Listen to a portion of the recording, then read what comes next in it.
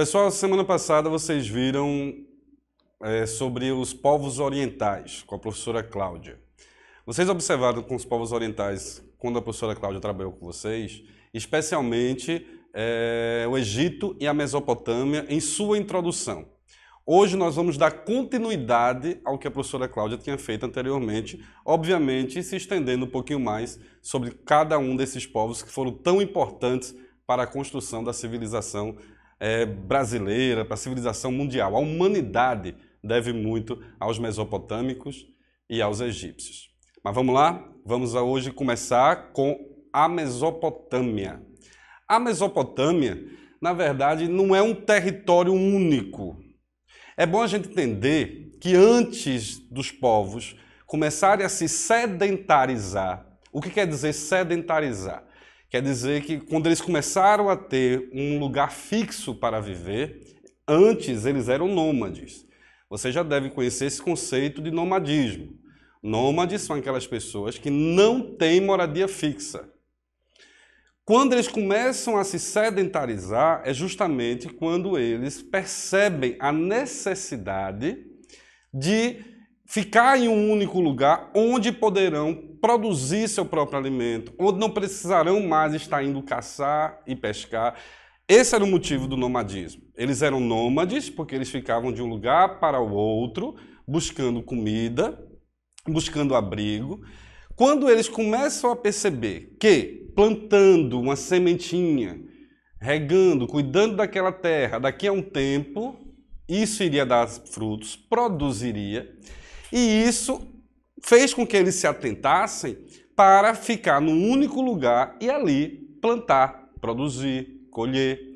E não só plantar, produzir e colher, mas também cercar animais, onde esses animais cercados, eles teriam ali, eles se reproduziriam, teriam alimentos dados pelo Criador, e ali também eles não precisariam mais estar indo de um lugar para o outro. Nesse momento, eles se sedentarizam, passam a viver em um único território.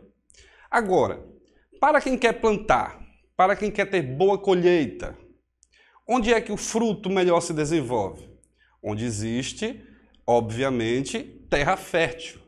E essa fertilidade vai ser dada por adubação, pela umidade do lugar. Você sabe que quando a gente planta, para poder termos uma produção boa, tem que se chover direitinho, a terra tem que estar úmida, tem que estar adubada.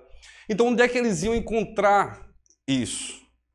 Em localidades próximo a rios. Então, os primeiros rios que vão ser usados para poder os homens iniciar o processo de sedentarização vai ser no rio Tigre e no rio Eufrates. Por isso que Mesopotâmia vai ter esse nome. A Mesopotâmia vai ter o nome de terra entre rios. Que, como você pode perceber, ela fica entre os rios Tigre e o rio Eufrates. O termo Mesopotâmia é do grego. Portanto, quando recebeu esse nome Mesopotâmia, não significa que era um único povo. Não, ao contrário. Vários povos estiveram naquela região. Vários povos ocuparam aquela região entre rios que ficou conhecido como Mesopotâmia. Esses povos vão ser os assírios, os caldeus, acádios, babilônicos. E é isso que a gente vai ver sobre cada um deles quando a gente passa aqui, Mesopotâmia, estreita faixa de terra fértil entre os rios Tigre e Eufrates, situada em região desértica, região onde hoje se situa atualmente o Iraque e o Kuwait. Hoje, se a gente trouxer para os dias atuais, lá onde fica o Iraque, lá do outro lado, onde fica o Kuwait, é lá onde se sedentarizaram, começaram-se as civilizações humanas. Quando eu falo de civilização, é quando eles começaram a construir, viver em comunidade, construindo assim as primeiras vilas e o que seria posteriormente as primeiras cidades. Então a cidade do Iraque, que a gente vê tanto falar na televisão, é essa região que era anteriormente essa região entre rios, a Mesopotâmia. Vamos ver como era a vida na Mesopotâmia, a organização da vida coletiva. A economia era baseada na agricultura, terras férteis, construção de canais e tanques para armazenar água e irrigar a terra, a igualdade entre as pessoas, divisão igualitária das tarefas, fecundidade da terra era fruto da vontade dos deuses. Quando aqui fala-se de deuses, já está trazendo uma nova informação. Eles eram politeístas. O que quer dizer politeístas? Que eles acreditavam em vários deuses, não era apenas um deus, como atualmente a religião cristã. A religião cristã ela é monoteísta. Teísmo quer dizer crença em um ser superior, crença numa divindade. Mono, uma. Poli, vários. Então, os mesopotâmicos eles eram politeístas, crença em vários deuses, várias divindades. Continuando. O excedente da produção era maior produção que consumo, ou seja, eles produziam mais do que o que consumiam, justamente para que houvesse um excedente para guardar para tempos de seca. E as características sociais. A sociedade ela se dividia em sacerdotes, que eram os líderes religiosos. Por ser politeístas, a religião tinha um poder muito grande entre os mesopotâmicos. Eles administravam os excedentes e ofereciam sacrifícios aos deuses, até porque eles acreditavam que a colheita era farta quando os deuses permitiam isso. Então os sacerdotes tinham uma influência muito grande. Tinha os guerreiros, que tinham como objetivo manter a ordem, combater os inimigos e defender as terras. E, por último, os escravos, inimigos externos derrotados. Isso é interessante observar. Quando nós falamos de escravidão, quando nós falamos de escravos hoje, a gente lembra de quê? Lembra de negros. Lembra da escravidão que houve no Brasil ao longo de todo o período colonizador até o século XIX com a abolição da escravatura. Só que desassocia essa ideia de que escravo está relacionado à cor da pele. Nos mesopotâmicos, não. Escravos para os mesopotâmicos eram os cativos, aqueles que eram derrotados em batalhas. Os que eram derrotados viravam escravo dos vencedores. Entende? A maioria das situações era essa. Existia também situações de pessoas que eram vendidas por não ter condições de se manter.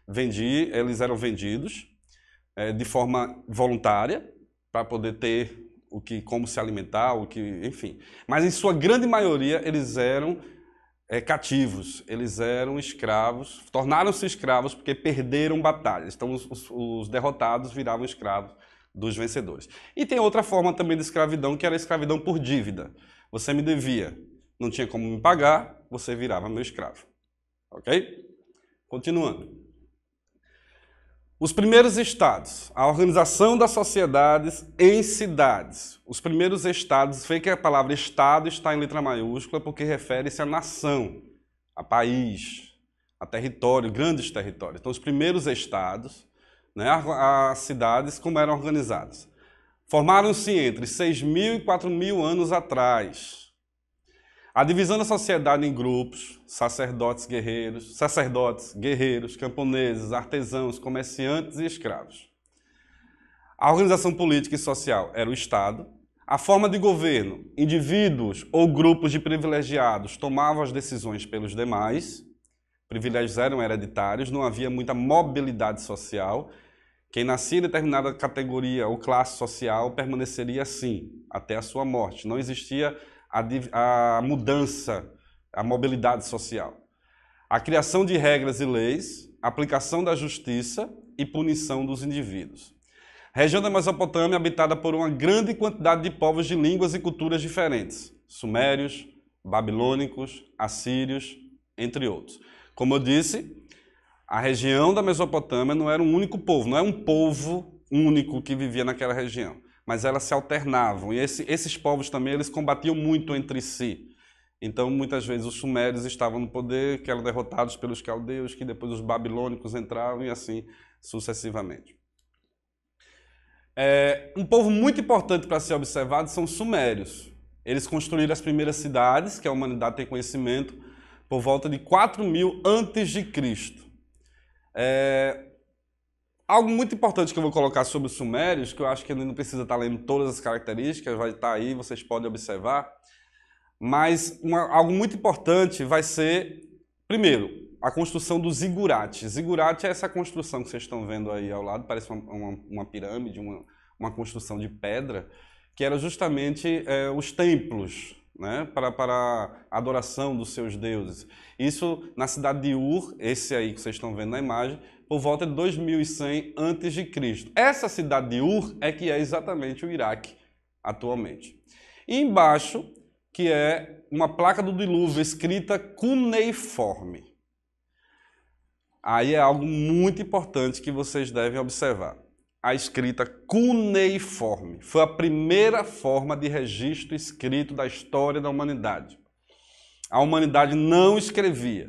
Se vocês se lembrarem da pré-história, a forma que os nossos antepassados tinham para comunicação era através de pinturas rupestres, que até hoje é motivo de visitação e de estudo de muitos antropólogos e arqueólogos.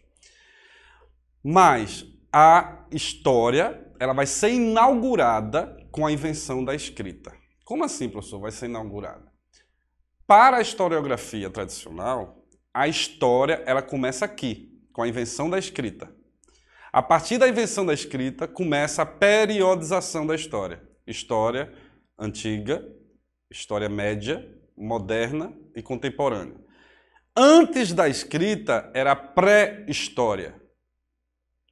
A pré-história antes da escrita. A idade da pedra lascada, ou paleolítico, idade da pedra polida, ou neolítico, idade dos metais. Aí, após a descoberta da escrita, começa a história. Isso para uma periodização. Porque a história, quando foi feita essa periodização, era considerado histórico aquilo que era documentado, escrito. Então, a história vai começar a partir da escrita. E são os sumérios, lá na Mesopotâmia, na região da Mesopotâmia, quem inventa a escrita. E a escrita recebe o nome de cuneiforme. Por que esse nome? Porque eles pegavam argila, pedras de argila, pedaços de argila, e com uma espécie de cunha, que seria mais ou menos como um estilete. Eles iam furando a argila, dando forma, e ali eles se comunicavam através daquelas formas para fazer registros gerais. E aqueles desenhos, aquelas formas de escrita, ficou sendo considerada a primeira forma de escrita da humanidade. Então, a partir daí que a história se inicia, com a descoberta dessa escrita. Se você for observar aqui nessa placa do dilúvio, você vai ver justamente essa questão de como era feito com cunha. Por isso que chama de escrita cuneiforme. Os assírios eram guerreiros, conquistaram a Mesopotâmia, a Palestina, o Egito entre o século IX e o século VII a.C. Falamos dos sumérios, agora os assírios. Uma sociedade guerreira, a organização política era pequenos grupos compostos de sacerdotes e guerreiros. Tinha uma política de expansão do território, eles conquistaram muitos territórios, tinha uma fama de violentos e cruéis, de dominadores, né? Tinham muitos escravos por conta disso, e criaram os primeiros carros de guerra. Aí depois nós temos o primeiro Império Babilônico. No Império Babilônico, é interessante observar que foi durante o Império Babilônico também que vai ser criado o primeiro código de leis que a humanidade vai ter conhecimento. Quando governava a Babilônia o rei Hammurabi, cria-se o Código de Hammurabi. O Código de Hammurabi, você vê também em forma de cunha, tá vendo? O Código de Hammurabi vai ser um código que vai servir posteriormente para a ideia de leis para toda a humanidade, a partir desse Código de Hammurabi. A principal característica do Código de Hammurabi é a ideia do olho por olho, dente por dente. O que isso quer dizer? Quer dizer, você matou alguém, tem que ser pago com a sua vida, vai morrer também. Roubou, corta a mão que fez o furto. Olhou de forma errada para alguém, fura-se o olho. Ou seja, olho por olho, dente por dente. Era um código de leis muito rígido para a realidade daquele momento. Esse código de lei, obviamente, que nos dias atuais seria impraticável, mas foi a forma como iniciou-se o que nós entendemos hoje como regras de convivência social, como regras de convivência civilizatória. Aí, passado o primeiro Império Babilônico, vem o segundo Império Babilônico, que você já deve ter ouvido falar muito do rei Nabucodonosor, para quem estudou a Bíblia, fez catequese, ou evangélico, enfim, tem essa relação com a Bíblia, já deve ter ouvido falar de Nabucodonosor, que era o rei do segundo Império Babilônico. Por que é que fala-se tanto, professor, na Bíblia de Nabucodonosor, dos assírios, dos caldeus? Porque é exatamente os judeus, o povo de Deus, ele era um povo que nunca teve um território próprio, então eles sempre eram cativos de outros povos, e eles foram cativos dos babilônicos durante muito tempo. É por isso que Nabucodonosor, com seus deuses vários, lembra que eles eram politeístas, e os judeus, que eram monoteístas, que foi através dele que nós herdamos a sociedade, a religião cristã, a religião judaico-cristã, que até hoje é a principal religião do mundo e do Brasil especificamente, porque Nabucodonosor se contradizia, entrava em atrito justamente por essa questão da dominação, do divino, de ser contrário ao que os judeus pensavam, mesmo os judeus sendo escravos de Nabucodonosor. Então, após a derrota dos assírios, a Babilônia volta a ser a cidade mais importante da Mesopotâmia. A expansão territorial e conquista de riqueza, construção de templos e grandes palácios, os famosos jardins suspensos da Babilônia, vai ser durante esse período do segundo. Então, o segundo Império Babilônico vai ser justamente esse que foi governado por Nabucodonosor, que aí vocês já começam a se inteirar um pouquinho mais sobre os povos mesopotâmicos. Só para a gente relembrar um pouquinho, vamos lá. Os povos que viveram na região da Mesopotâmia, né? Os sumérios, importante povo que foi o criador do zigurate, criador dos grandes templos, da cidade de Ur, que hoje é o Iraque. Criaram a escrita, a chamada escrita cuneiforme. E aí depois dos sumérios vem os assírios que, como eu disse para vocês, eram famosos pela crueldade, pela violência, criaram os primeiros carros de guerra. Os assírios eram famosos por essa realidade deles. Veio o primeiro Império Babilônico, também às margens do rio Tigre e Eufrates. Se você olhar bem esse mapazinho aí, você vai ver ali, ó, o rio Tigre e o rio Eufrates, tá vendo aí? E tem todos os territórios que nós estamos comentando aqui. O vermelhinho ali que está destacado é o núcleo do Império de Hammurabi. Hammurabi, que era o governador da Babilônia, do primeiro Império Babilônico. Também foi no governo de Hammurabi que se criou o Código de Hammurabi, que é justamente onde se existem as primeiras leis, onde foi criados os primeiros códigos de conduta para uma vida em sociedade. A base e a principal característica do Código de Hammurabi era o olho por olho, dente por dente. Aí depois tanto é que quando fala de olho por olho, dente por dente, voltando aqui, voltando à questão também bíblica, eu falo da Bíblia porque a gente geralmente ouve falar muito dessa questão bíblica no nosso dia a dia, né?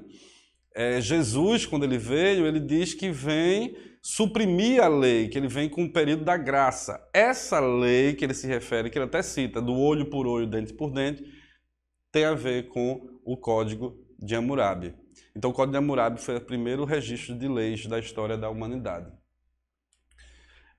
Aí vem o segundo Império Babilônico, do rei Nabucodonosor, né, que foram conhecidos pela expansão do território, tornou a Babilônia riquíssima, especialmente até hoje, considerado uma das 7 maravilhas do mundo, os jardins suspensos da Babilônia. Então é isso.